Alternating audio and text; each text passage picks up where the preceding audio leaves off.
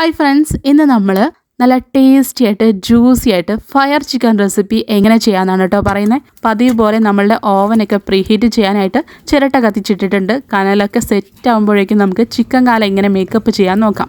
ആദ്യം നമുക്ക് ആവശ്യമായിട്ടുള്ള പൗഡറുകളും പേസ്റ്റുകളൊക്കെ പറയാം കേട്ടോ.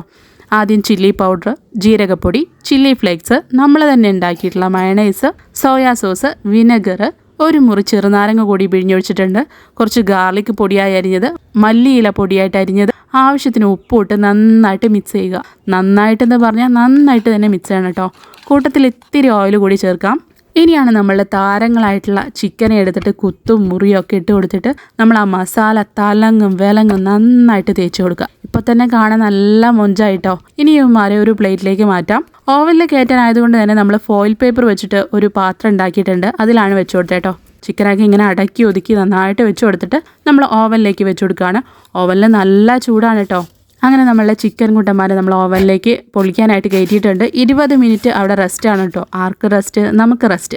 അപ്പോഴേക്കും നമ്മളുടെ ചിക്കൻ കാല് ഒരു സൈഡ് വെന്ത് നല്ല മൊരിഞ്ഞ് സെറ്റായിട്ട് കിട്ടും. ഇനി ഇവന്മാരെ ഒന്ന് മറിച്ചിട്ട് കൊടുത്തിട്ട് കുറച്ച് മല്ലിയില കൂടി ഇട്ടിട്ട് 20 മിനിറ്റ് വീണ്ടും നമുക്ക് വെക്കേണ്ടതുണ്ട്.